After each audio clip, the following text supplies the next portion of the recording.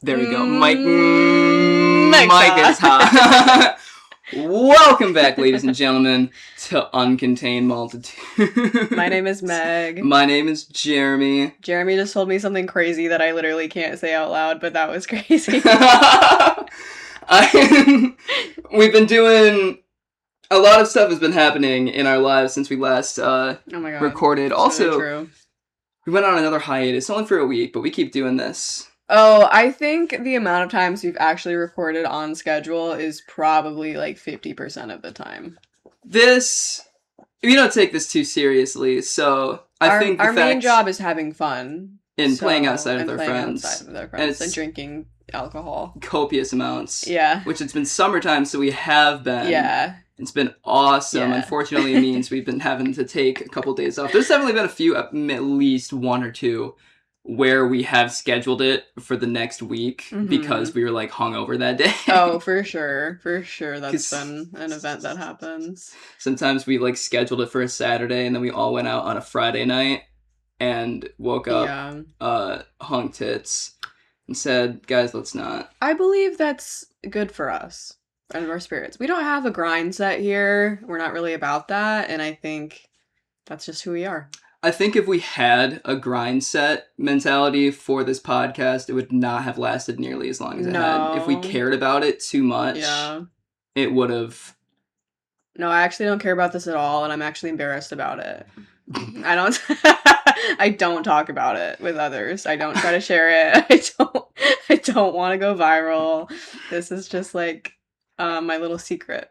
I stopped telling people I have a podcast like a year ago. That's not true, but like I don't tell people at work I have a podcast. No. I let the close ones in.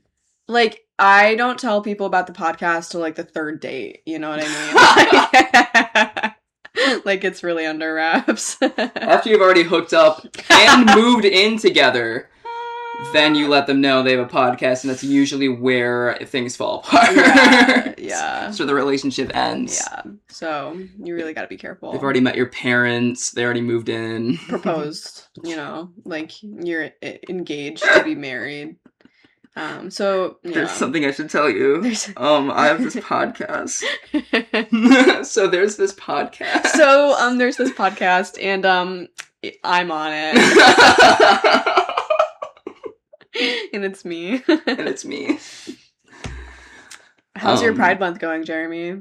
It's almost over. How sad is that? Very, very well. Has there been like any events in our city? Tomorrow is like Pride in our city, but I don't usually go to ours because it's just so like corporate and small, and I don't know. I saw on Reddit. I'm not a big fan of it. I saw on Reddit yesterday somebody making virtually the same complaints about it.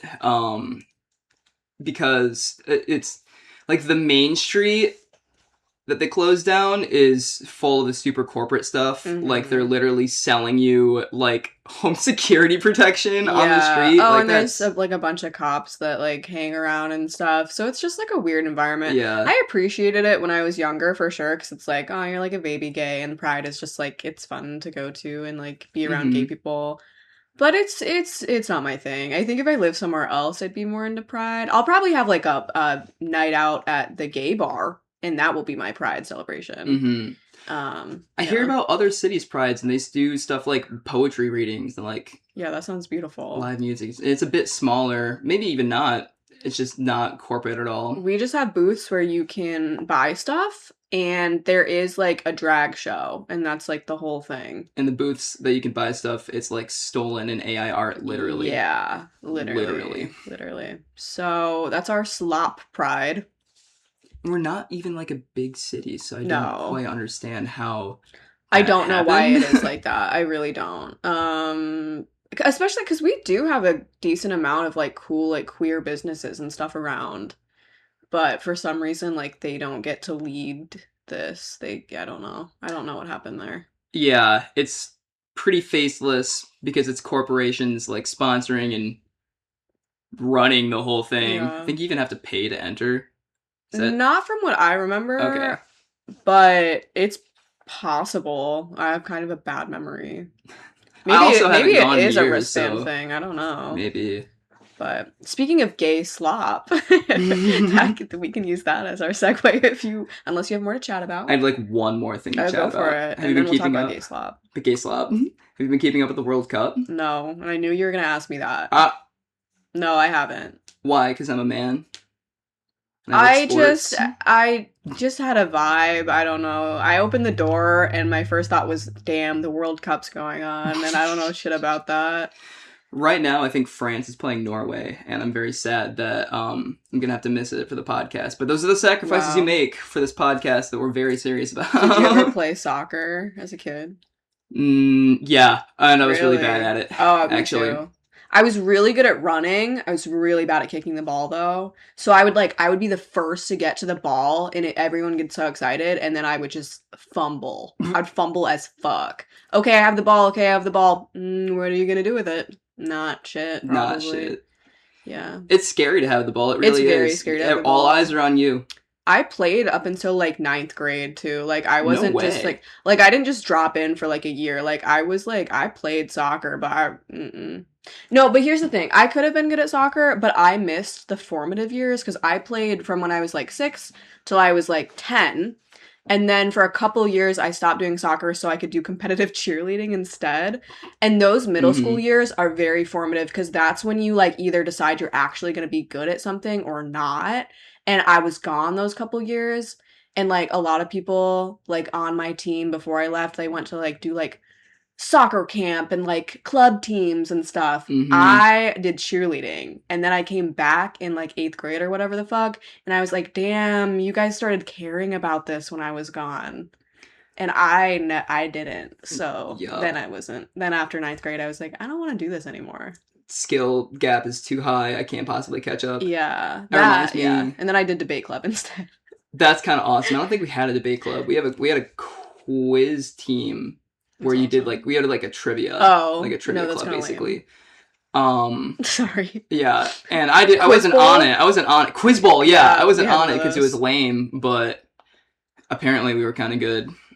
Anyways, I've been watching a handful of games of the World Cup, not just because they're always on at work, which is awesome. That's, like, 50% of the 40% of the reason, but because everyone on Earth is also watching it, and that's special to me. That is fun. One thing about me is I like a massive TV event. Like when the Knicks won the NBA championship recently. The Knicks aren't even my first choice, but it was a massive TV event. That's why I watched an episode of Euphoria. The new season? Yeah, but I watched like 2 or 3 episodes, and then I kept forgetting to continue watching it because it was so forgettable to me. I heard it's bad. Like this season like is super bad. I was gonna watch it just for to say I had watched it, but it was just one of those things where I was like, is it worth it? No. There you go. Anyways, I do follow football a little bit, which is what I'll be calling soccer from this point forward, since we're talking about the international game. Since I don't know much about international teams and their player competition and important stuff like that, because I don't actually follow sports that closely, because I'm a nerd and a dweeb, I have a couple pieces of criteria that I use to decide which team I'm going to back. Okay? I encourage you to apply these to your life as well. When it's time to start talking, getting serious about the World Cup. Right. First, if the country is evil, or perceived to be evil by myself and or the international audience. So like France. Yeah. Well, so like England. Okay. Yeah. Yeah. You understand it. I understand. Like the US. Like the US. There you go. See? Yeah. You're already on board. Second, I choose based on which country has the most generally attractive people. Right? Brazil, Argentina, Uruguay, sleeper pick Iran. No, not sleeper. Well, okay, you're just like into like you just know ball. Like I don't think that's sleeper information. I think it's just people who have eyes to see the mausoleums around them. You know what I mean? Yep. Yeah. This is also how I base my serious geopolitical opinions, and it's how every serious person should decide their geopolitical opinions as well. For example, British people, not attractive, all right? Don't care much for them to win or their country in general to succeed. France, orders of magnitude more attractive. Okay? You get what I mean. Right, no, for sure. This is how my friend Chloe decides who her favorite basketball players are on the Pistons. She creates pyramids. Like, and I'm being for real. On who's more attractive? Yeah, she has them ranked in pyramid order, like Abby Lee Miller from Dance Moms. And sometimes she shifts them around when she has, you know, a change of heart. But she keeps that pyramid on lock. Tell her to, like, send me that pyramid, because I bet I could make some extreme money gambling using that pyramid. She's tapping into something real. And my third and final resort, if everything else fails, which country has the best cuisine? Ghana is playing Croatia tomorrow, okay? And I want Ghana to win. Pretty simple. When have you ever eaten Croatian? Yeah, never. Exactly. Never. The rules of football are pretty simple, and I think by following this criteria, everyone going to have a great time picking their favorite teams to win. That's my pitch. That's beautiful. Wow, that's beautiful. The only thing I know about the World Cup is yesterday I went to a belated Father's Day dinner at, you guessed it, America's favorite restaurant, the Tangy Crab. I'd never been there before, but I was there with my parents.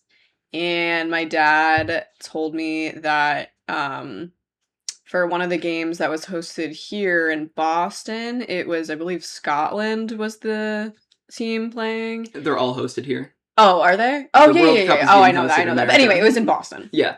Big city, right? So the Scottish came and they drank all of our alcohol in all of the bars in Boston. The entire city of Boston dry. Yeah, they're dry now. Which is a drinking city. Yes. So, inhabited by the Irish. Yes. Which is crazy. So that tells me we need to get our money up. I'm telling you. Get our alcoholism up. It tells me we need to invite our neighbors over for our birthday parties more often. Because everyone's going to be here on July 4th. They get to see... Wait, that's kind of crazy. Mm-hmm. International tourists are going to see... 4th of July. How lit it is. For 250th, yeah, no, they're getting the true American experience right now. Mm-hmm. Wow, what a moment in history. It is kind of beautiful when you think about it like that. Yeah. It's significant. It is, yeah. Certainly it's significant. Certainly it is something. Mm-hmm. Anyways, you want to get into our let's get into gay slap episode? Time. So this is our gay slap episode. Yep. Happy Pride Month. Happy Pride Month. Today we thought it would be really fun to pick some really iconic gay figures in history, in life, etc. But specifically like the evil ones. I think we talk way too much about like the awesome gay icons and trans icons, like we talk about Marsha P. Johnson and, you know, the Trailblazers, fucking, you know, yeah, all of that. I think we need to talk about the capacity for evil in the LGBTQ community. And like most queer stories, these stories get pushed to the wayside throughout history. These people in their life and in history have never had space for them and their lived experience. And we're here to tell you their stories. That sounded like Law and Order. Yeah. Special Victims Unit. Dun, dun. These people did create some interesting victims. Some victims. And like you said, all the feel-good stories have in fact already been told. This episode, we've selected a handful of more complicated stories of queer history to tell you. A few evil stories, a few stories that have actually left their mark on history due to their horrifying actions or otherwise. Or otherwise, I like that. Really leaving it open-ended. Today we'll explore these people, their actions, their effect in history, and their lurid motives that allowed for them to be remembered forever. To quote Yukio Mishima, "It is impossible to touch eternity with one hand and life with the other." And with that, wow, my first story, as foreshadowed in my opening monologue. Which just happened 1 second ago. In my script, I wrote down that I was going to let you begin, actually. Okay, well, that's funny. Well, okay, so here's the thing.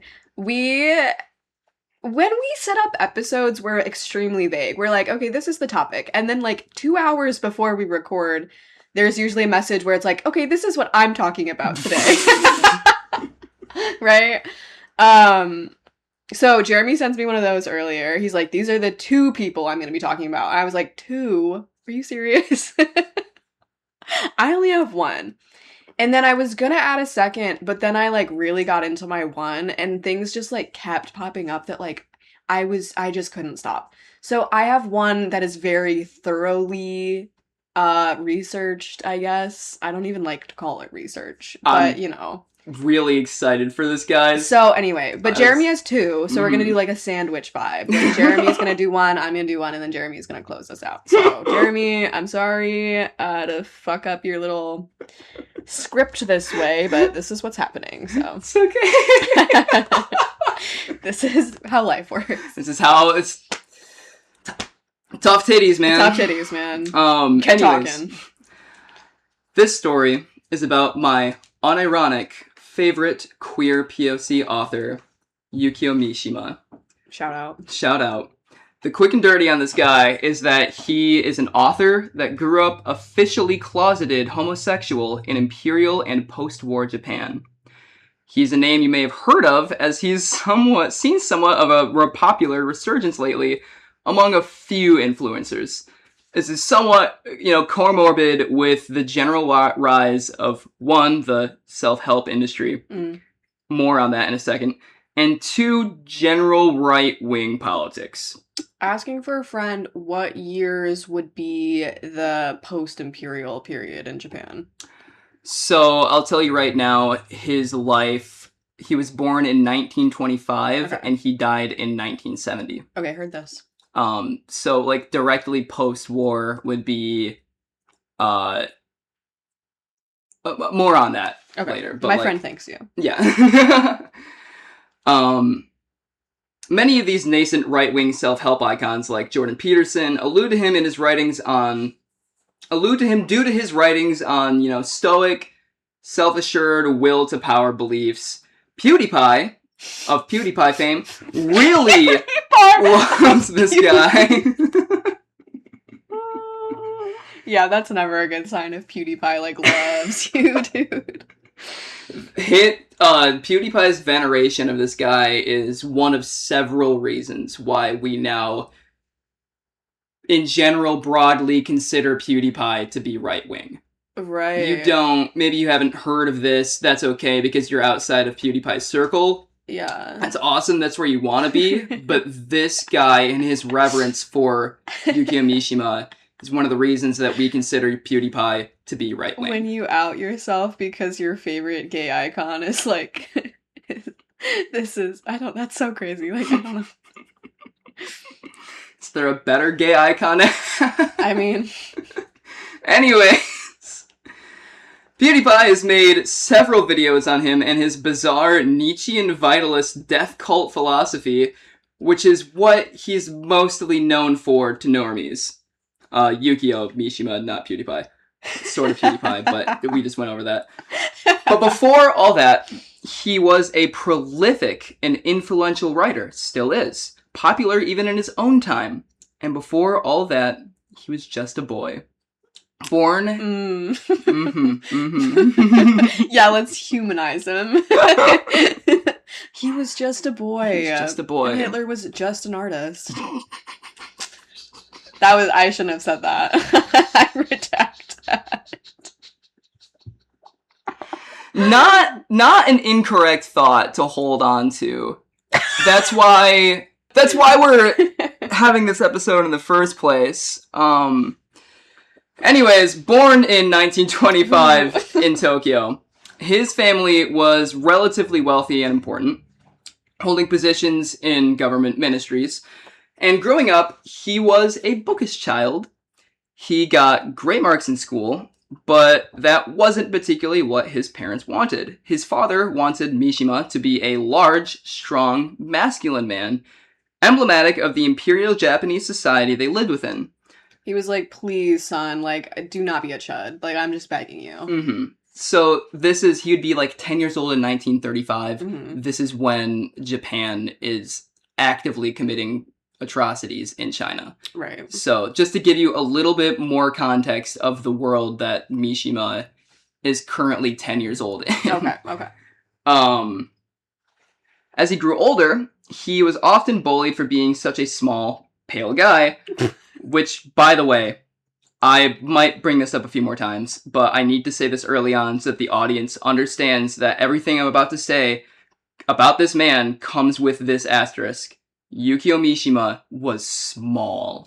Small by Japanese standards. How tall? How tall are you, Meg? I am almost 5'2". Okay. I am a pretty small person. Yukio Mishima was an astonishing 5'4". A short king. A short king. No, that's pretty short. I think their records kind of vary on him. Some records say 5'1", but most records say 5'4", so that's what I'm gonna go with. Okay. Anyways, he was small. And he was extremely aware of and extremely self-conscious about the fact that he was small. As we're going to establish, he spent his entire life compensating for this fact. Many such cases. Anyways, he was born in 1925. 20 years later, think about what was happening in the world. Especially in Japan. I don't know what was happening. That's right. Mishima was conscripted into the Imperial Japanese Army to fight America. Conscripted, not joined. Okay. However, he was such a small, pale, sickly little 20-year-old boy that he was misdiagnosed with tuberculosis and passed over for enrollment. Mm-hmm. Misdiagnosed with Imagine you're just such a fucking chud that they think you have tuberculosis. Are you serious? Such a, thin, pale, no muscle, flabby chud that they think you're dying. Many of you listening, that's your type. That's gonna be you if you don't lock in. Many such cases of many who may be drafted to Iran. They're gonna pass over because you are skinny and pale. And to the audience listening, if that's your type, he's gay. He's gay. Well, he's gay. So write that down. Anyways, being passed over for enrollment deeply upset Mishima, but surprisingly, greatly relieved his parents, who had originally wanted him to be a big masculine man who joined the military. You see, by this point, Mishima was starting to figure out who he was. That didn't just mean he was starting to realize he liked the incredulously beautiful male physique. He was at the same time, or he was figuring that out. At the same time, he was also beginning to... That? Listen, it's for dramatic effect. You are gay! You are a gay person. What are you talking about? You're gonna use that line on me? The incredulously beautiful? Right. No one says. I say it. Mishima says it. You wouldn't understand. You're not gay. Anyways, okay. You're not gay like a man is gay. You wouldn't understand. Right, okay. Anyways, at the same time he was developing these feelings, he was also beginning to develop his own personal philosophies based on his lived experiences. He had morbid fascinations with death, fascinations with war, military culture, and extremely reactionary politics. After Japan's surrender, the U.S. outlawed any criticism of itself in Japan, sort of like how prohibition led to the rise of organized crime. This outlawed dissent led to the development of a vibrant literary scene that was very sort of libertine that Mishima thrived within.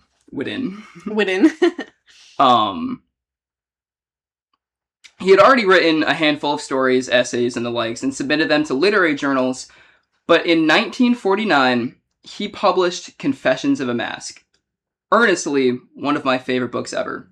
What? And it Confessions of a Mask? Mm-hmm. What is she gonna say? What's the mask? It rocketed him to fame. Rocketed him to fame in Japan and eventually to the world. This novel, despite being fiction, is an autobiography of sorts. Many such cases. He narrates the life of a man from birth to young adulthood, growing up homosexual in Imperial Japan. He expresses how his isolation from other men in the hyper-militaristic society growing up likely founded his fascinations with violence, death, and homosexuality. What an interestingly self-aware thing to say and, write about. Now, when I pitch this podcast to people, I tell them our edge is that, and I do often pitch this podcast, I unfortunately want to get rich and famous. I tell them that our edge is that our opinions are expressed through two somewhat esoteric college-age Zoomers.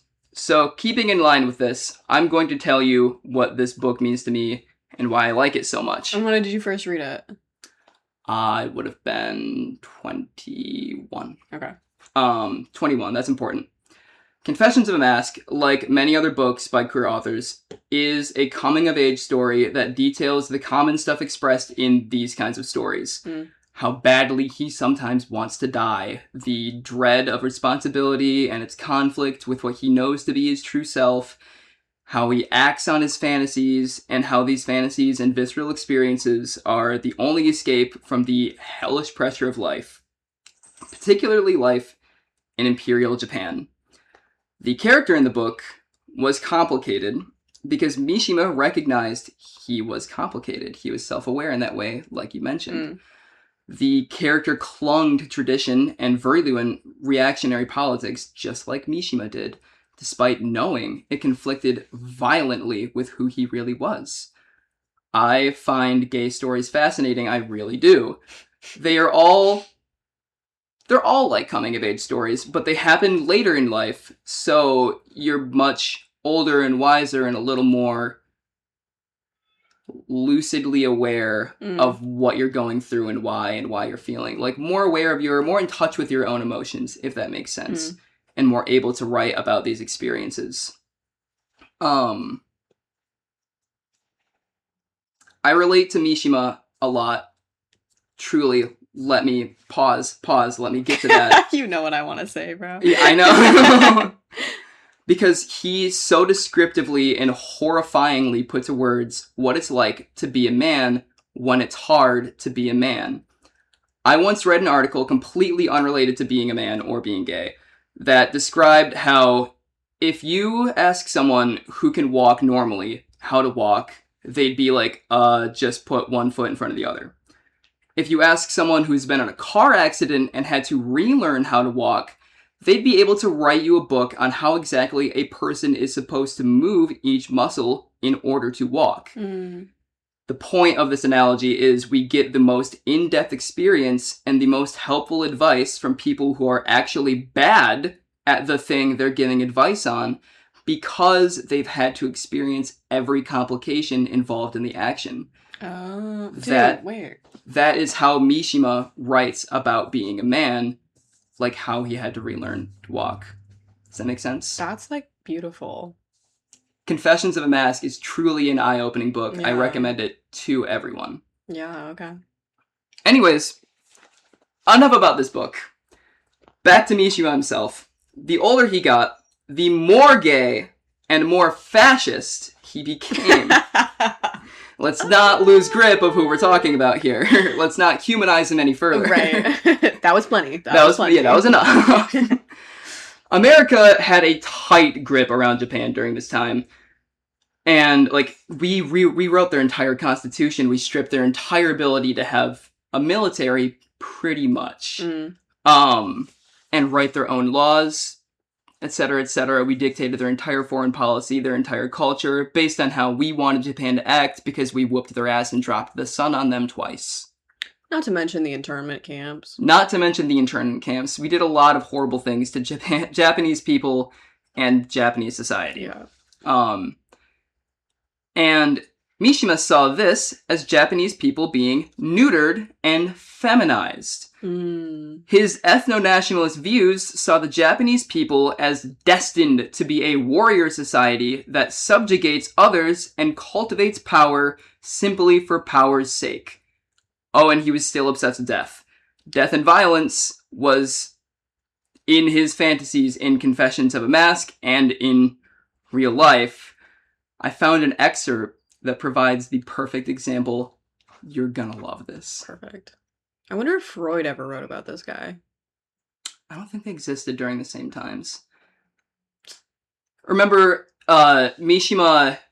Yeah, look that up. Mishima came to prominence, came to fame in 1949 when he wrote Confessions of a Mask. And it got an English translation in 1958. Oh, yeah, you're right. I guess Freud is always older than I think he is. He was born in 1856 and then died in 1939, so... They overlapped a little bit, but he would have been a teenager. Yeah. Anyways, on to the excerpt. The most startling insight into Mishima's motives is revealed in an interview with an old lover in an S&M club, where the author resists an invitation to pee over another member. Mishima picked up the then 20-year-old student in a gay bar. Sex took the form of role play. Mishima enjoyed acting out a seppuku, complete with the appropriate props, a death poem, a sword for his lover to clutch, and, from his briefcase, a length of red cloth, the blood and guts. The young man watched amazed as Mishima got hard at once as he died. He came, without touching himself at all. Some real freak shit. I had never seen anyone do that before. Mishima appeared entirely uninterested in his lover. I think I was just a witness to something he wanted to do in front of an audience. After 3 dates of roleplay and no sex, he dropped the author. Oh.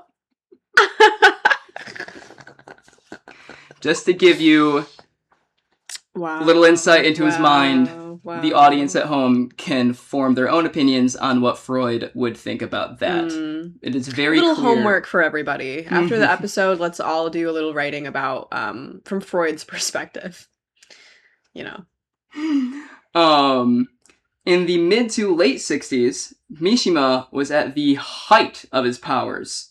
He was actually, I didn't know this until researching for this episode, he was nominated for the Nobel Prize in Literature, I think 4 times. Oh he was big. Nominated but never won. But never won. Okay. But he was big. Flop.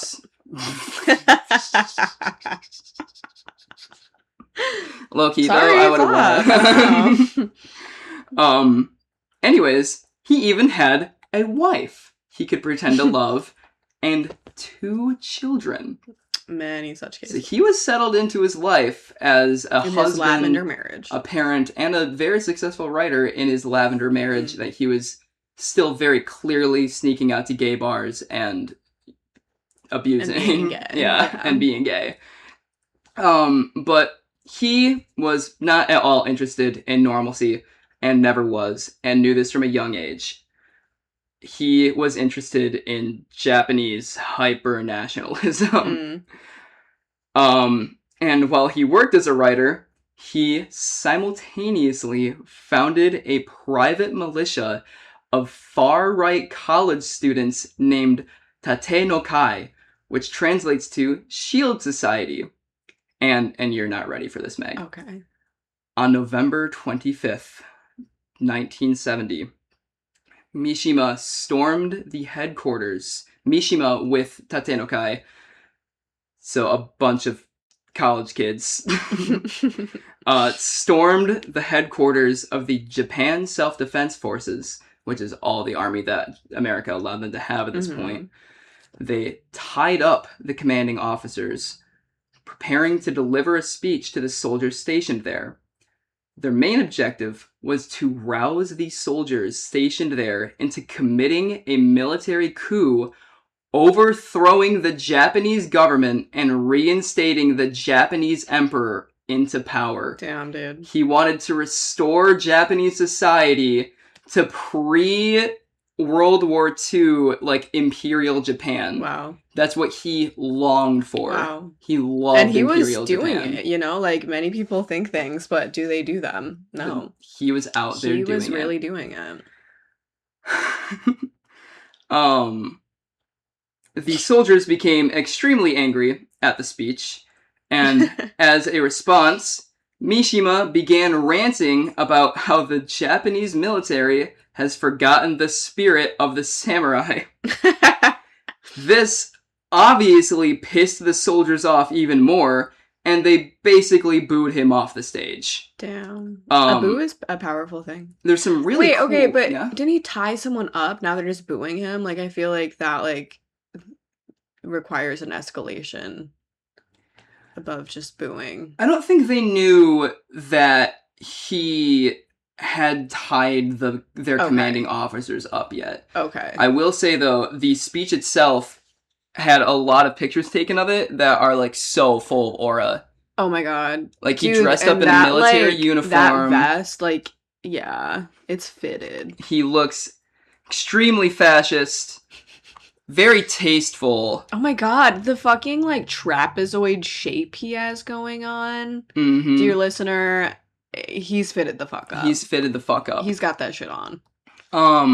And they still boot him off the stage. Like, what? Dude, are you serious? I would have heard him out. He wore his best outfit. Literally. Anyways, Mishima, after getting booed, just gave up. What? Yeah. He realized he wasn't gonna go anywhere with this speech. Okay, see, public shaming does work. Yep. Bring back humiliation. Anyways, Mishima then returned to the commander's office, apologized to the commanders for his behavior, stating, "We did it to return the military to the emperor. We had no other choice."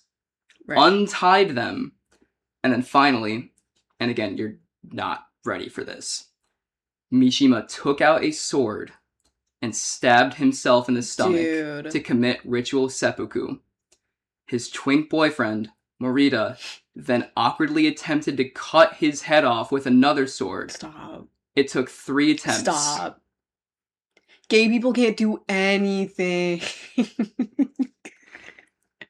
That is when Mishima died. Wow. In notes he left at home, he described how he had been planning his suicide for over a year. He didn't really intend for the government to truly be overthrown. He just wanted to make a show of himself. Dude, what? That was his ultimate act of self-becoming. That is the most, like, theatrical thing I've ever heard. That's awesome. He cared little for what happened to his wife and children. His wife didn't know he was... little for his wife. No. Yeah, because he didn't want that damn wife. Like, what? His wife wasn't there that day, nor did she know that shit was gonna happen. I would be pissed if I was her. What the hell do you mean? And his gay boyfriend cut his head off? Dude, that sucks for her, for real. That is the Alma of this Brokeback Mountain situation. Damn. He didn't care for what happened to his wife and children, only what happened to the future of Japan. Thus ends the story of Yukio Mishima. Wow, thank you for telling us that. Thank you. Of course. Wow. Please regale us with your tale. Okay, my tale is about a more recent historical figure, Mr. George Santos. Remember still him? Alive. Remember him? Please. He's still around. He is still around. I know he had kind of, can you give us a quick rundown on what this guy is? For a little bit of context. As in, for his life or his, like, role in politics? Well, I know his notable life is his role in politics. Yes. Well, yes, I'm gonna give you, yeah, okay. So George Santos, a.k.a. Anthony DeVolder, a.k.a. Katara Ravache, from when he allegedly did drag. Oh. Has a very confusing life story. Much of it cannot be confirmed or what is confirmed is starkly different from what he tells people that it is. So getting the facts straight on this guy is a little bit difficult, but what we do know, he was born in New York, in like the Queens area. His parents were immigrants from Brazil, and a lot of his life was spent living, some of it in US and some of it in Brazil. Like he bounced back and forth a lot. So it's very confusing as to like where he is at certain times when he talks about stuff. But even in his early life, he was often said to be a deceitful person. He was involved in a lot of scams and like strange jobs. Define strange jobs. Things that he would claim that can't be confirmed, like things that never existed. I see. Or like when he was claiming to work on Wall Street, the truth was that he was like working for like AT&T or some shit. So not like odd jobs or no, like not weird, like odd jobs, like under just the like table jobs. Like literally, he's making stuff up. He's for literally a just for a making resume. shit up. Yes. He was charged in Brazil for some scams and had to go to court. This is completely a sidebar, but the lawyer that was defending him was on house arrest during his trial for connection to a gang-related murder while he was defending George Santos. So that, look at my lawyer, dog. He's going to jail. Bro, the lawyer The had lawyer. connections. Yeah. Oh, dude. Yeah.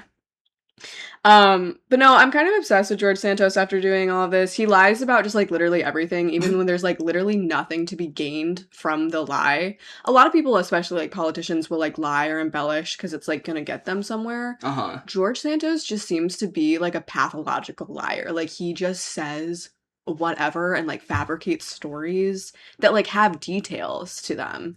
And the lies are usually pretty easy to disprove if you actually like just look up a couple things. So that's awesome. But a lot of this stuff, he just kind of coasted along on the assumption that no one would ever look into any of it. And for a long time, he was right. Like, no one really questioned him. It was only after he was already instated in office in the House of Representatives that people, like, were starting digging into the things that he was saying. So, like, he got away with it for, like, a decent amount of time. And got a lot of people on his side that, like, normally wouldn't have been on his side. Because if you don't know George Santos, he was an openly gay. He's alive, but, like, I'm saying was because his political career is in the past now, I think. Unless he comes back. And being gay is a political choice. And being gay is obviously a political choice. But he was openly gay, Latino, Republican. So he had a lot of, and allegedly Jewish as well. Heard about he that. had a lot of, kind of conflicting identities going on. So you said he was in the House of Representatives. What state did he represent? New York. Oh, duh. But of course, the, like, district he was in, he didn't actually live in that district. He was using his treasurer's address. So that's, like, that's just one, like, piece of the iceberg, right? Okay. I want to, first, before I just get into more of, like, story of his political career, I just want to go over some of the best claims he ever made, some of his best lies. I'm seated. It's a long list. That his niece was kidnapped by Chinese communists. That he had a real estate empire. He owned no property. That he was... Not even his own house? I don't think so. No, and in fact, he was evicted from multiple places for not paying rent and was collecting like unemployment benefits and like all of this stuff. Like he's just like he had nothing. Like right before he took office, like I don't know, his whole life. I don't know, like all of the time. That he was an actor on Disney Channel. He was not. That he was a producer on a Spider-Man musical. That one's really funny because that musical flopped. Like, it wasn't even a good musical that you would want to attach your name to. So it was true, it was no, it was false. Oh! And it was a flop. All of these things are lies that I'm saying right now. He told a judge in court that he was working for the Wall Street, like, big corporation, Goldman Sachs. He was not. And he would continue to say that, which was just not true. And that company would come out later and be like, he never worked for us. Mm-hmm. But he told a judge in court that, even though that's like so easily like, dismissed. He said that he had 2 knee replacements from volleyball injuries while he was playing at college. However, he never played volleyball and he never even attended this college. And he had said that when he was on this team, Baruch College, by the way, never went there, but that's what he claims, that team slayed against Harvard and Yale. Gay, right? He had multiple fraudulent charities. Classic. This one's good. Claimed that he lost 4 employees in that Florida nightclub shooting, Pulse. You remember that? Like, that got really famous? Mm-hmm. Claims that he lost 4 employees in that shooting. No. He didn't even have, like, a company that had employees. Like, you know what I mean? Like, it was just so random. Interesting one. That his mom died in 9/11. She did not. She died in 2016, actually, or something. Whoa! So he claimed that she died in 9/11, but then later he said, no, actually she survived, but then died of cancer later. She wasn't even in the U.S. after, like, 1999, though. So that's just... that one was crazy. My personal favorite, he lied about being Jewish. He would greet audiences at, like, rallies and, like, speeches and shit with Shabbat Shalom. He would, like, start that way. Every day, or often just on, like, Fridays and Saturdays? Well, I would hope that, because that is what that means, right? Yeah. I don't know. I just saw some clips of it, but I guess awesome. I didn't check what days it was from. That'd be really... Well, wait. But that doesn't even... If it was Shabbat, like, that, you're not supposed to work on those days, right? So I assume, like, being at a political rally would, like, be against... Well, I mean, most Jews are secular, so... I mean, yeah, that's fair. fair. And he'd claimed to be Jewish in heritage. Mm-hmm. But he claimed his grandparents were Holocaust survivors. And my absolute favorite thing that he's ever said, when he started walking all these things back, because people were like, I don't think you're actually Jewish. I know this what one. He said, and I quote, I never claimed to be Jewish, I claim to be Jew-ish. Which... I think that's so awesome. And also, I think that's real. You can be Jew-ish. And I get... And Jeremy is Jewish, so you can say that. So, I think, like, he... like, it's honorary at this point, like... That's awesome. That is so fucking He gets it. He is kind of a diva. I love this guy. His political career in the U.S. started around 2019. And to many people's shocks, he started schmoozing with the Republicans. Obviously, if you're, like, POC or you're gay, like, you kind of assume to be leftist, but that is not the case here. But this happened to start when he did his first campaign. He was running for House of Reps in New York. And the timing of things just aligned super well. His first campaign, he did not win, but he lost by only a small margin to an incumbent Democrat. But, like, this campaign, really got him traction and led to his, like, later election. Mm-hmm. And the timing was just really right. COVID had, like, discouraged a lot of politicians from running for office because it was just, like, a really turbulent time. Like, no one really wanted to, like, deal with that. Right. So it made him kind of the default only Republican candidate for that district. I was going to ask. Yeah. Like, I know... Despite having no prior experience in politics. Yeah, there's just no other Republicans running. Yeah. He was the only one. He was running unopposed, at least, like, in the Republican part. So that got him to be the, only Republican running. It just got him a lot of, like, media traction. His, like, name and face were then on the map.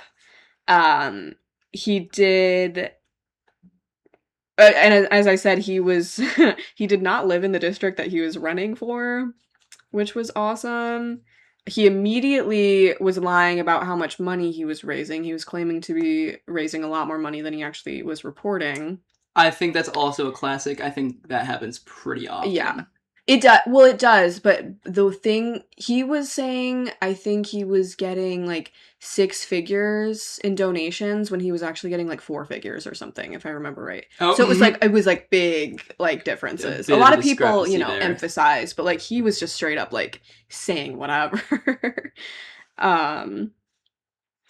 But no one was really looking into it. Even people who were kind of suspicious of it, they didn't want to like Streisand affect him.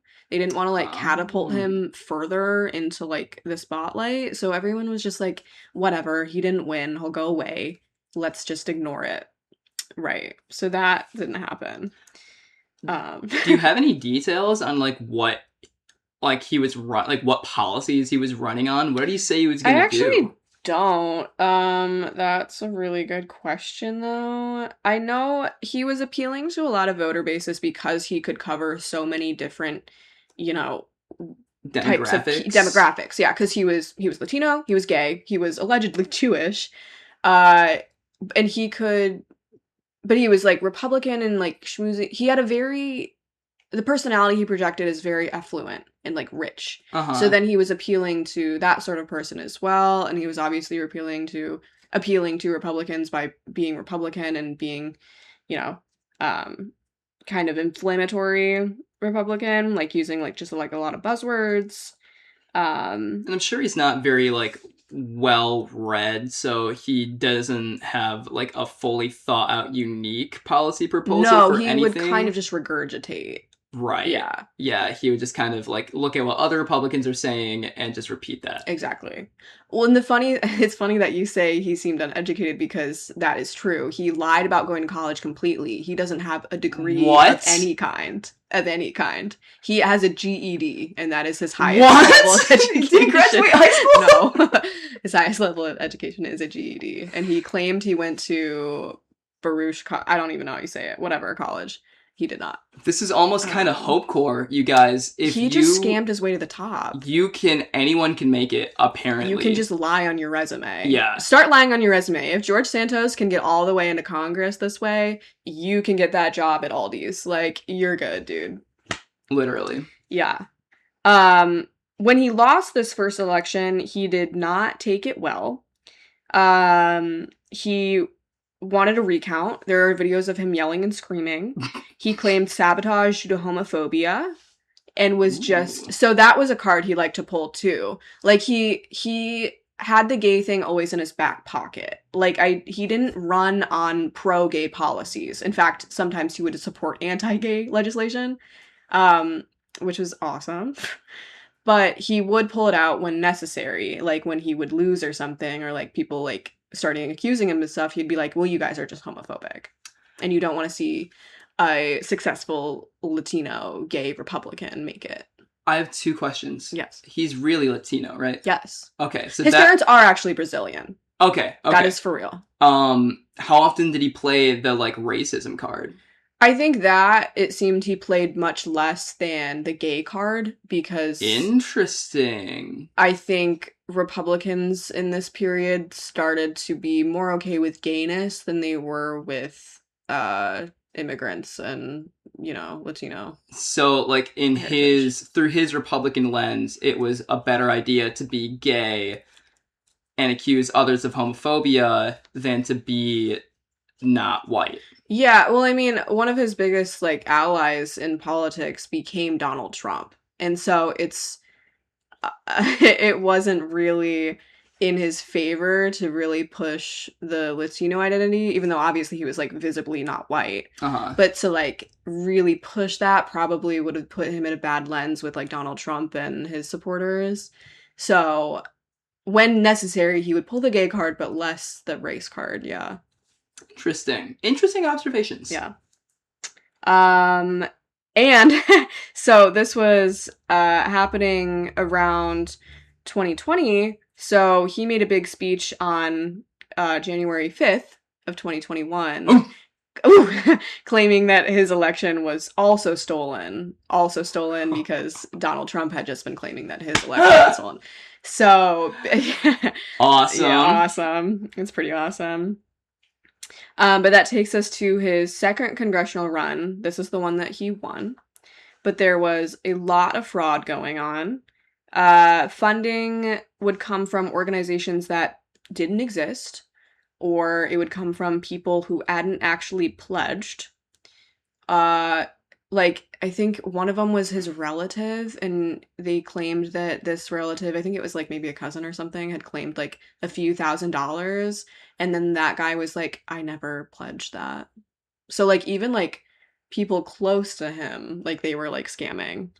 And there was just strange reports of expenses and a lot of like personal use of the funds. Blah blah blah.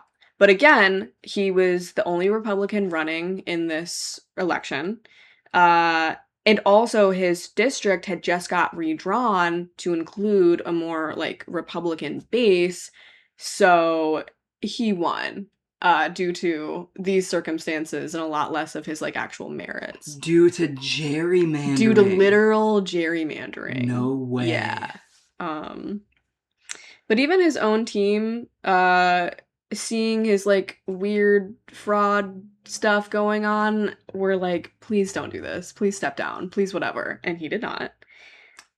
They were telling him to step down early on? Yeah, I don't know exactly when that started happening, but during the campaign and after he was elected, there were people like from his own paid team, people he was paying, were telling him, don't do this. I really appreciate that he started grifting the campaign funds before he was elected. Yeah. Like, he couldn't just wait. No. Like everyone else does. No. He wanted it from the get-go. He needed it now. Yeah. So then when he got elected and just, like, started to get more... People knew who he was. People started looking into him. Things came to light. Lots of stuff came to light. Pretty much everything he said was a lie. He never held a job on Wall Street, which he claimed to. His education, he never got a degree from college of any kind. His charities that were not true. There was a dog rescue charity that he was running, but turns out he was not saving dogs off the street. He was just buying the dogs from an Amish guy on a ranch, like a breeder. Oh? And the checks he was giving to the breeder bounced. What? So he actually stole those dogs and then claimed they were rescues from off the street. This one's pretty fucked up. Caused a homeless veteran man's dog to die because he claimed he would fund the vet bills, but then he didn't. So that dog just died. Right. Then people found his actual ancestry. He was claiming that his grandparents, one of them was from Ukraine, and then the other was from Belgium. Neither of these things were true, both from Brazil, I believe, still. Because he's Latino and not... Yes. Well, he was claiming that... he claimed that his grandfather was from Ukraine, which was, like, USSR controlled Ukraine at the time. Yep. And then his grandmother was in Belgium, Nazi-controlled Belgium. And then together, they were both in these states. They both escaped together to Brazil. And that's where they immigrated to. The timing of this doesn't line up. His grandmother was too young for these things to be happening or to be married at the time when this all happened. And I think it was just found that both of them had already been in Brazil. Like, I think his ancestry states that, like, everyone was already in Brazil before these times. That also wouldn't make you Brazilian or even give you the skin color that he has. Yeah, right. That's a whole can of worms. Be a Northern European because you came from Northern Europe. Right. But anyways. So that was, found out. And then also in his past, he had a marriage to a woman for 7 years, Brazilian woman, which is strange because he is gay. And obviously gay people sometimes have hetero marriages before they realize they're gay or whatever, and that is his story. Mm-hmm. But a lot of people think it might have been a green card thing, because there is social media evidence that he was having seeing other men while he was in the marriage.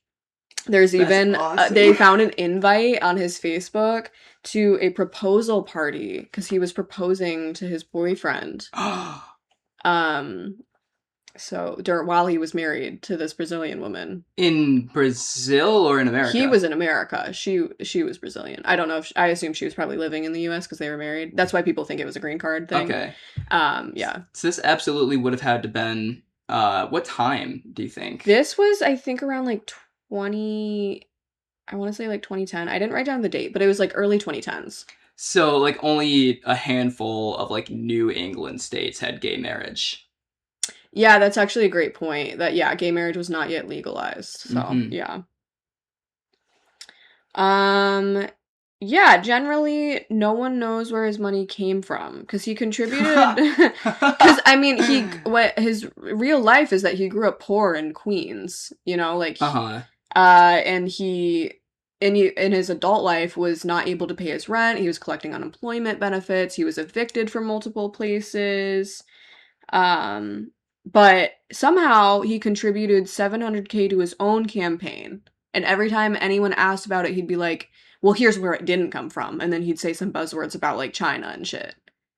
So that was the vibe. He's pretty smart for having figured that one out. Yeah. He expected that question. Yeah. And then wrote an answer for it. Oh, yeah. He was very good at anticipating and very good at just like redirecting. I mean, that's why like he got successful with the Republicans and specifically with like the Trump Republicans. Mm-hmm. Never it's forget really that. Easy to distract them. Yeah. Oh, yeah. Never forget that con man is short for confidence man. The way I didn't know that actually. Really? I always thought con just kind of meant scam. It kind of does. Which it does, but like. But it's short for confidence. Wow, that's kind of cool. But yeah, so his money was really strange. But anyway. So when people dug all this stuff up and were like, hey man, it seems like a lot of fraud is going on. He would literally just claim homophobia or racism or just like liberal hostility. He'd be like, you liberals don't want to see me succeed, like that type of shit. His attorney, Joseph Murray, and I quote, said, Santos represents the kind of progress that the left is so threatened by, a gay Latino immigrant and Republican who won a Biden district in overwhelming fashion by showing everyday voters that there is a better option than the broken promises and failed policies of the Democratic Party. You see, that stuff is so smart, because that would ring in my uninformed all the way here in Michigan ears as, like, if they want a legitimate victory for a legitimate reason. But we know that he just happened to benefit from a lot of circumstance. Yeah. He didn't win a Biden district. The Biden district got gerrymandered out of existence. Literally. And then this is obviously not crime, but, like, he was an alleged drag queen. There are like photos of him in drag and all of that. Wow. A lot of people think it seems like it was a career for him. Like it seems like he performed at lots of clubs and it was like a job for him for a while in Brazil, to be clear. He does not claim this. He did fess up to having it once at a festival. And he said, "Sue me for having a life," is what he said about it. Which is kind of awesome. That is kind of awesome. And I like that he fessed up to one, but that you seem to imply that there's many other... It seems as though it was like a career for a while, but he will only fess up to what... There's many instances of like, it seems like there's a pattern of things going on, and he'll fess up to like it happening once. Which is kind of... I don't know. I kind of love it. I do kind of love that. I mean, sue him for having a life. I can't... Yeah. I like that it's kind of like a... Justin Trudeau's blackface, where it just shows up. It just, like, he apologizes for one instance, and then another one shows up. Like, he's gonna have to keep explaining how many pictures there are of him in drag just forever. Yeah, literally. And, like, eventually, when things got pretty undeniable, he would fess up to, like, embellishing his resume and doing stupid things, but he would never claim that he was, like, actually a criminal who did crimes. But he was expelled from Congress after serving less than a year. And this was a bipartisan issue, which was a big deal because Republicans at this time had a very slim majority and needed every seat that they could get. Ooh. And they expelled him anyway. Whoa. Because they were like, this guy's gotta go. Like, that's how shitty he was. Could you find the, like, official statement, like, given reason for why they expelled him? I could. I do know that the vote was 311 to 114. So it was a very huge amount of people who wanted him to be expelled. That is bipartisan. Yeah, that is extremely bipartisan. Let me see if I can find expulsion statement of George Santos. Because I'm imagining they have to have... It's kind of like impeachment, where they have to give a very specific crime. I mean, they're firing the guy from his job. You have to have a reason to do that. Yeah. The first thing that comes up is a Democratic one and not a Republican one, which says, it is unfortunate that George Santos was coddled for so long by the House Republican Conference. Today represents an important step forward, ensuring that the House of Reps has a basic standard of professionalism as we endeavor to solve problems on behalf of the hardworking American taxpayers. We must continue to strive for the restoration of regular order. So, I don't know. That's not as fun as a Republican being like, whatever, but that was that. But, and there was like a million things to condemn. And when, like, actual legal consequences got involved, he was charged with 23 felonies. I've found the reason he got expelled, and it's pretty much the felonies that he was charged with.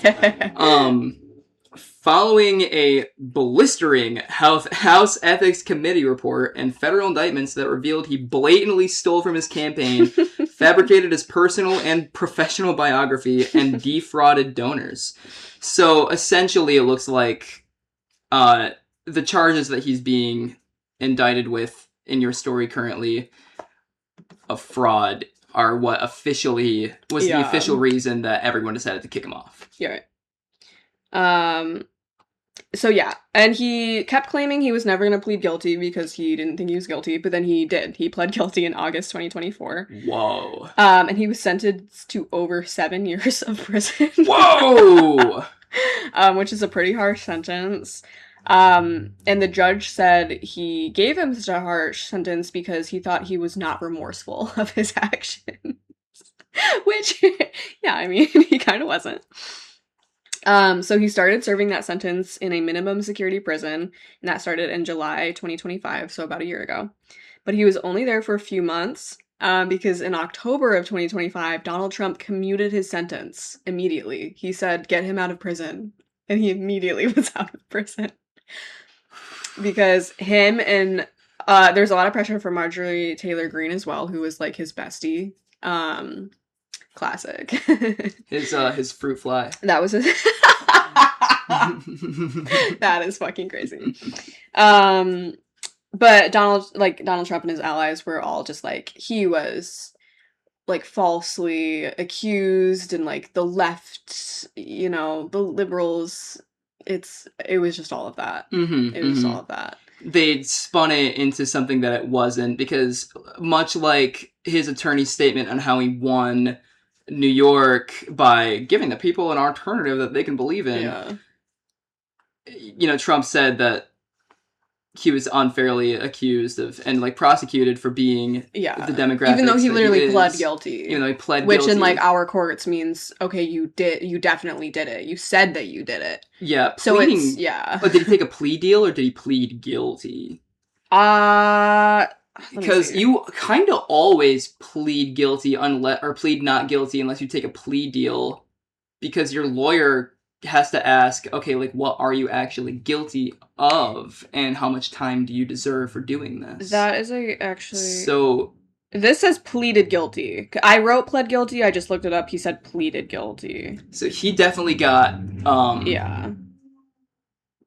pleads a guilty maximum amount of time. There's no to wire fraud and aggravated identity theft. They didn't even offer him a plea deal. That's how egregious it was. Or like, I mean, maybe they did and he refused it, and then he, you know, I don't know, but holy smokes. Holy smokes. Anyway, yeah. So he was released from prison after just a few months of into his 7-year sentence. Now he does a podcast called Doing Time with George Santos. Whoa.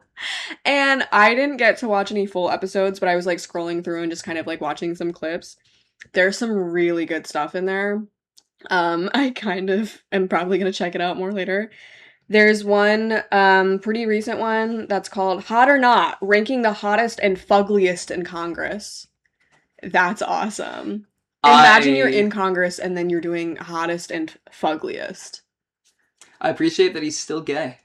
I appreciate that too. Yeah. I think that was maybe the one real thing we ever knew about him, is that he fully was gay. And he committed to that bit. Oh, and let's be clear, in that title, Hot or Not, Ranking the Hottest and Fuggliest in Congress, there is a flame emoji at the end of it as well. See, that's what I mean by thank God he's still gay. God he's still gay. There's 20 likes on that video, by the way, on YouTube. Oh. 20 likes. That does make me kind of feel happy, because you can watch it without a lot of compunction. You don't have to do the whole separating the art from the artist thing, because he's not making any money off of this. No, exactly. What I was watching when you walked in today, he was reacting and ranking his viral moments on a tier list. He was like doing his own viral moments. Yes. Of like going on stage and saying Shabbat Shalom. No, quite literally. And he was I didn't watch the whole thing yet, but he was saying things like, "Where did this come from?" You said it. He literally was like, where is this from? And he was like, he like threatened his producers. He was like, I'm gonna have a chat with the producers to like keep it lighter next time. Oh my God. You said the things. It's crazy. This makes me wonder if he like did a lot of drugs or like drank a lot. It's possible. I kind of just think he's one of those people that like just lies so much and can't like decipher his own reality from what is reality and what's not, and that he just kind of forgets what he says. Like, he just says whatever and forgets it. It's like nothing to him. That's kind of cool. Also, yeah, in that clip I watched, he said things like, I had fun and that's what matters. Right. Oh.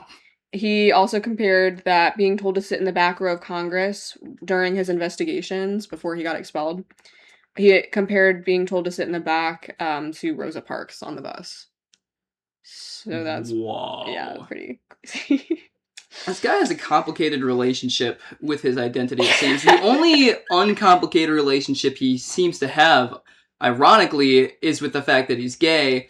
He seems pretty self-assured and confident in that. Despite being married to a woman for 7 years, and despite being pro things like Ron DeSantis's "Don't Say Gay" law. Like, he was really a big proponent of that. I will say, if you take a political science class, one of the first things they teach you is that, at least in the American system, you don't vote based on like what you believe in. You don't really campaign based on what you personally believe in, as that will end up tearing the party completely apart. You vote based on like the Overton window and the popular party lines. So he may have thought one thing and voted for another thing, and like campaigned for another thing, even though he felt like it was wrong, just because he wanted to keep grifting the Republicans. Yeah, I mean, it kind of just seems in general he had no interest in politics whatsoever. He was just interested in exposure and money. Yeah, he had a sort of narcissistic desire to achieve power, which seems to be a common theme for all of our characters. Yes. But that's the story of George Santos.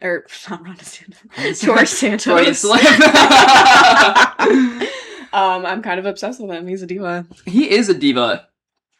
To wrap up our gay episode of Queer History, my second character today is a revolutionary trailblazer in some ways.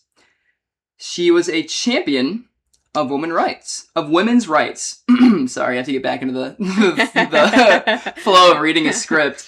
After all, she founded the first She founded the first British political party.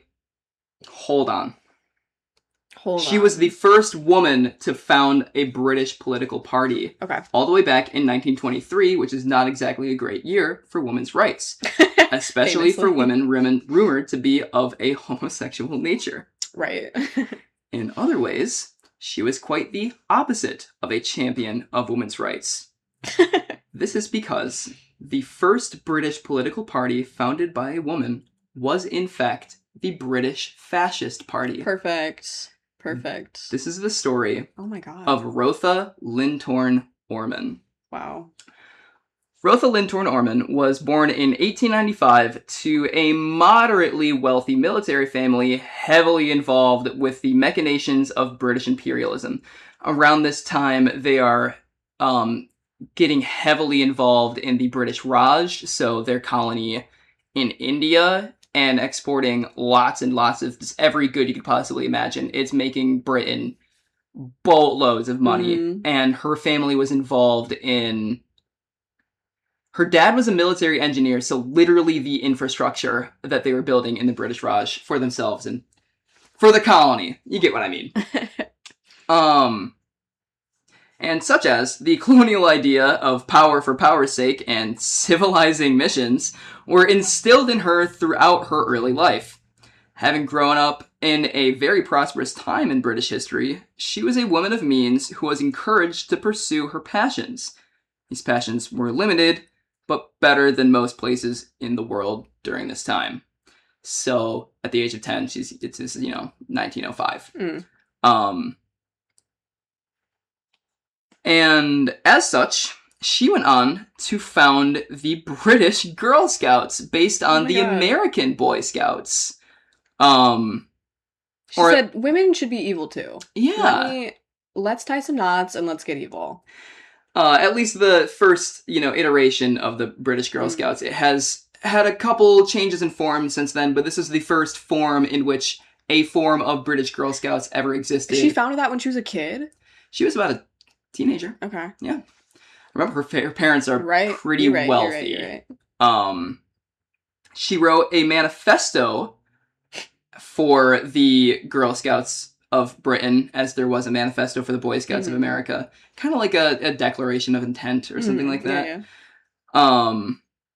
Titled, How Girls Can Help Build the Empire. Oh my god. The first of her Homofascist manifestos. Which is almost what I almost want to title the episode that. Let's do that, please. The Homofascist Manifesto. I like that. I'm writing it down.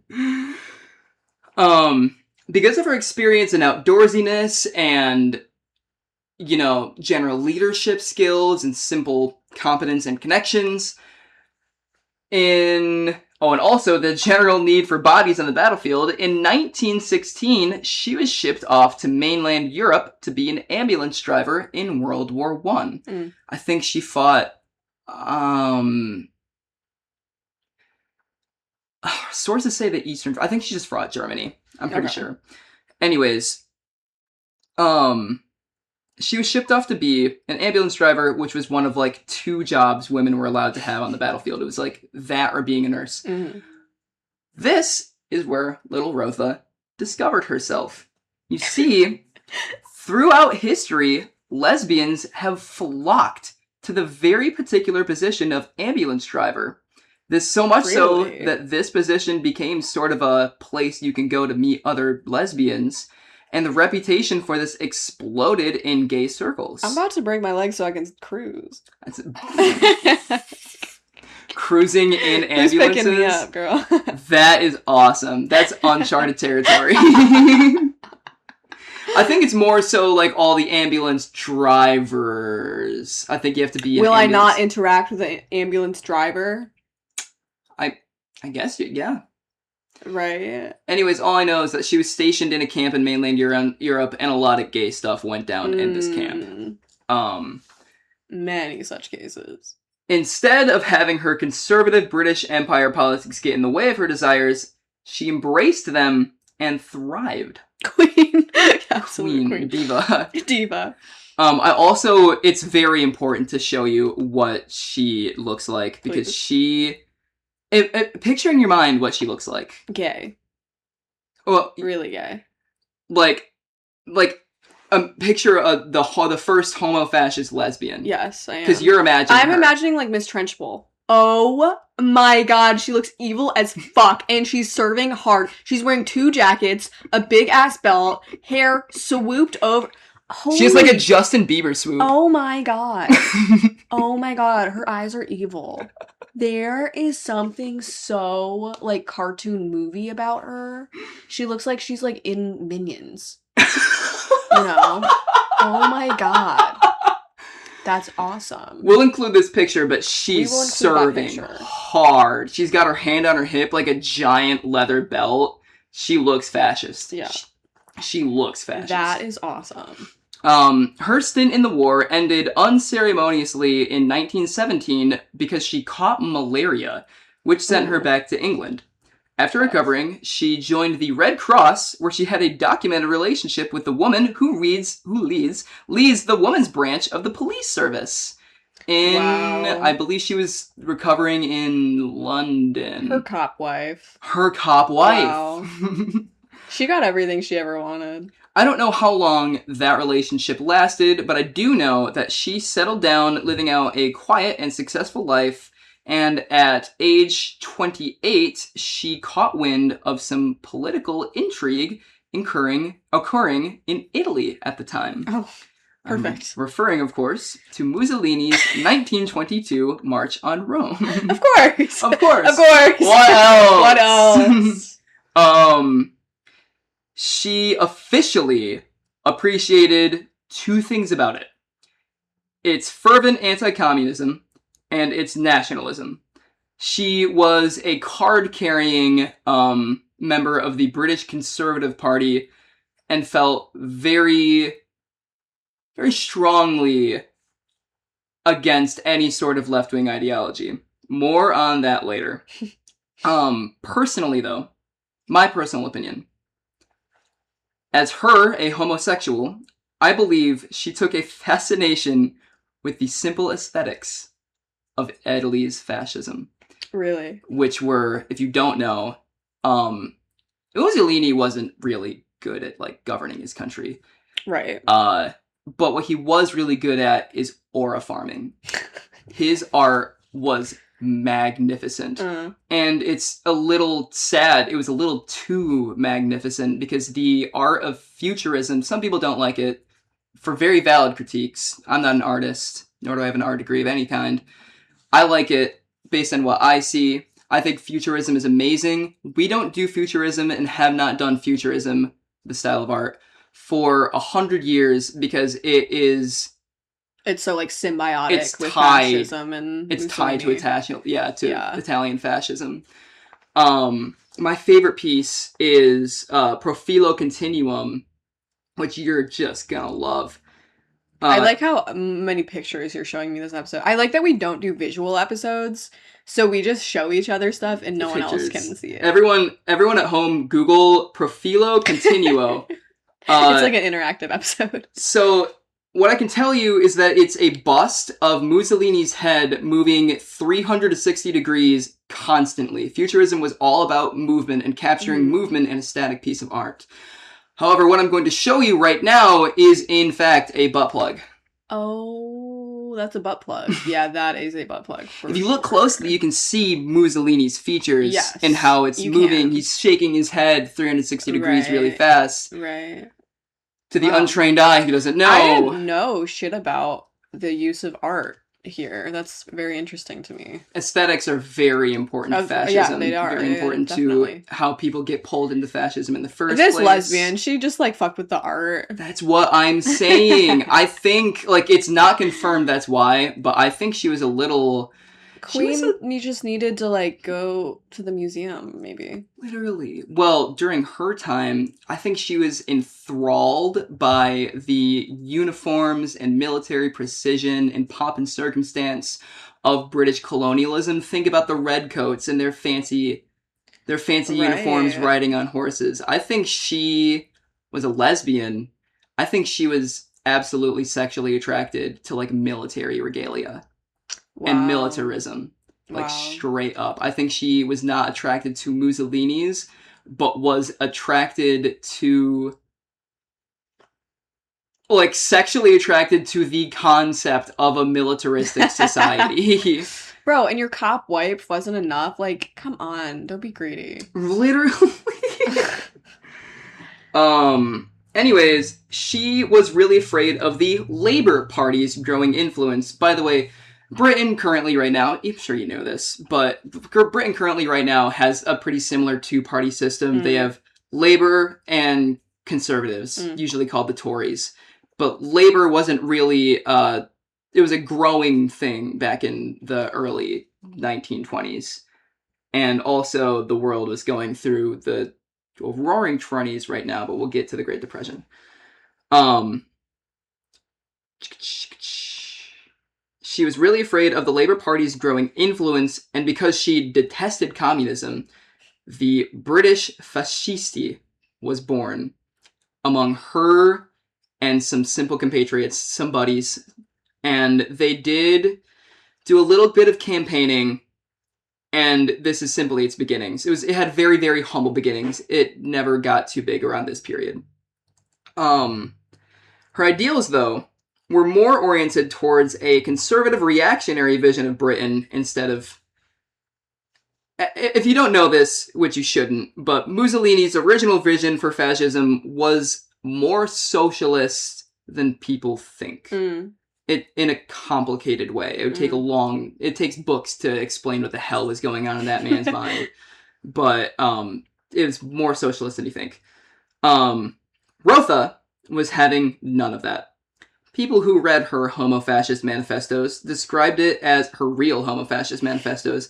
She was very well read and educated. She was obviously a high-born woman in British society, so she was well read and wrote a lot. But people who read her manifestos describe it as if the Boy Scouts were a paramilitary group that ran Britain. Which she read and agreed with. She's like, yeah, that's actually my greatest inspiration. Yeah. Another thing to note is, because she had very humble beginnings, she asked her mommy for seed money. And her mommy, who very well appreciated what she was doing and also believed in her pretty, a lot, gave her 50,000 British pounds, which in today's currency is about $4 million. Oh my god. $4 million. $4 million. Literally, of seed money to start her British Fascist Party. Which, from here, we can glean what was really happening. Obviously, Rotha's views didn't stray too far from the actual, currently incumbent conservative parties, just on steroids and more, psychosexual and hypermilitaristic. But for the most part, her party's underlying ideology is to maintain and grow the wealth of the middle and upper classes. So the same old stuff we've heard before. And her mother saw her manifestos and believed in her because she understood if she ever came to power, it would only mean good things for her and her She supported her lesbian daughter. She did support her lesbian daughter. Beautiful. It's also important to note that she's not out yet. Oh. She never comes out. She has many girlfriends, never any boyfriends. But she never officially comes out. Everything is... I mean, yeah. Yeah. It was a time. Much like how, Mishima grew up in Imperial Japan, which was not very appreciative of gay people. Sorry, did she ever marry a man? No. Queenship, I don't believe so. Let me Google that. Especially being from a really wealthy family, that is surprising, because usually you have to get married in order to keep the family name and shit going. It does not look like she ever married a man. Queen, I seriously think. Awesome. Yeah, she never really... She was a gold star lesbian through and through.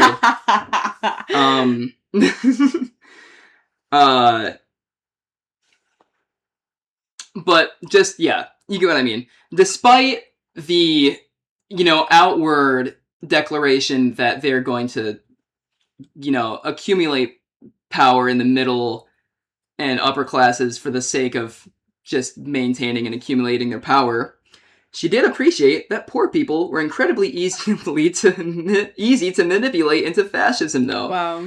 And tailored her rhetoric accordingly. To quote her herself, While in Scotland, I was greatly struck by the predominance of the poorest kind of woman, who were among the very keenest members.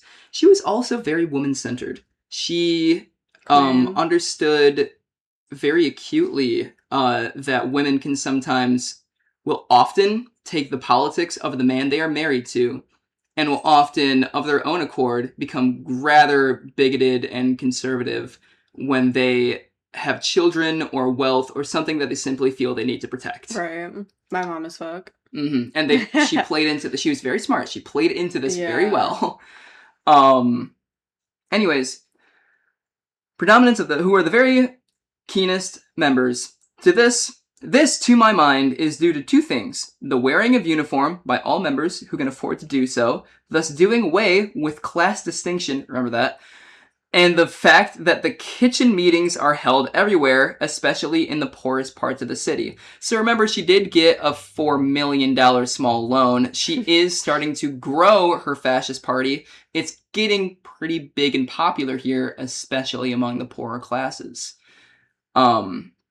She follows this up by saying, if we are to accomplish our object, which is the extermination of communism, all ranks and all classes must unite and work together for this end. That is crazy and awesome. Which I think solidifies her genius. Yeah. I truly think it does. Let's come together. Let's commune together to get rid of communism. Perfect.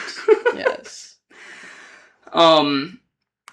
This is occurring at the end of the Roaring Twenties, beginning of the 1930s.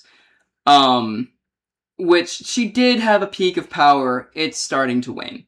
Her personal life was plagued by homosexual relationships. Plagued? No, actually, as a girl who likes girls, that is the correct word. Plagued. Holy fuck, that shit is treacherous. Even though she knew it was heavily frowned upon, she was plagued for several reasons. I'm sure. I'm sure. Furthermore, she couldn't help but have relationships with extremely controversial figures. Me. You are not on her level. You wish you were, girl. For example, one of her girlfriends, Dorothy Waring, committed war crimes against the IRA in Ireland. Nothing's too serious, though. War crimes on a technicality. She was illegally strip-searching citizens. Oh. Okay. But a war criminal nonetheless. She a freak. That's what I'm saying. However, our lovely side character, Dorothy Waring, did go on to become a prolific pro-Nazi writer. Word. Awkward. Awkward. Her fascist party never saw large enough popularity to actually get her elected. She started a little bit of trouble. She wanted to become a para-fascist or a paramilitary group. She started some tussles here and there at already existing like protests and stuff. She wanted so badly to come to power, but it just nothing was sticking. Fascism was always somewhat seen as not British. But by the 1930s, before World War II even began, membership was declining. You see, something I had declined to mention throughout this entire story is that Rotha, with all of her money and seemingly little actual responsibility, was an alcoholic. She had lots of trouble managing a party due to this. She was consistently running out of funds because she ran out over $4 million. I mean, she was good at advertising, but like not good at like she just. I mean, think about an alcoholic operates. When you love fascism, but you love alcohol more. And furthermore, something that really contributed to the decline of her conservative party, her fascist party, were the stories that circulated about her didn't really include policy plans or political triumph. They mostly included orgies, mm-hmm. and fist fights, mm-hmm. and drug-fueled parties. Damn. Oh yeah, which is so awesome. I know me and Rotha would have hung so hard, dude. Imagine me at the bar. Hold on, let me pull up her picture again. But imagine me and her... You're doing this bit that's not even gonna get across. Me and her keying it up at the bar. She's in this uniform. Bro, she would have fucking shot you. Are you serious? Like, what? Anyway. She would have loved me, though. Would have loved me. Did you ever have, like, in your classes, did your teachers ever do that when they started talking about the Nazis? Like, I definitely remember being in school. I don't think they said that they would have loved you thing, but they definitely, like, made some eye contact with me. My, like, little skinny white ass, blue eyes, like, light hair. They, like, definitely, like, looked at me a little bit. I was like, okay. I don't think so, actually. I missed out on a very formative experience. Probably for the best. Probably for the best. It's kind of weird. Anyways. Got it. Anyways, unfortunately for her, World War II did start. Unfortunately for her. And when Hitler began taking territory for himself, the British government turned on everything fascist. And this meant locking up Rotha. Damn. She was thrown in prison for being a political prisoner. There. Oh, yeah. Oh, she probably did. The guards in their uniforms. Oh, my God. Dude, no, that was actually maybe endgame for her. That's what I'm saying. She was eventually released, but her party, her reputation, and her health were in tatters. She ended up drinking herself to death in 1935 at the age of 40, thus ending the story of Rotha Lintorn-Orman. Wow. And they lived happily ever after.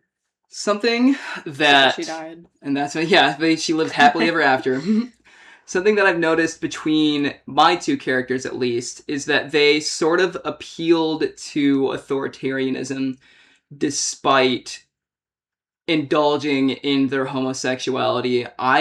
My personal theory is that they are doing this to sort of feel not just that they're part of something bigger than themselves, which they never felt they belonged to because they always knew they were outsiders, but to feel as if they have control over themselves and their narrative. Yeah, no, absolutely. They're like compensating for their lack of control. I definitely think that is true for a lot of people. I don't know any fascists personally, but I definitely know some like really conservative queer and trans people who seem to have a pretty dramatic shift that way only because, in my personal opinion, it's because they don't have the security that they need in their identity and in their life. Mm-hmm. So they have to seek it out in these like kind of damaging ways.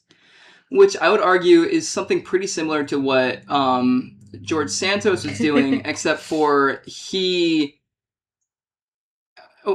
lived in a society where being gay was fully accepted. He still chose to grift off of it, though, and he was one person to control his narrative. All he ever wanted to do was control his narrative.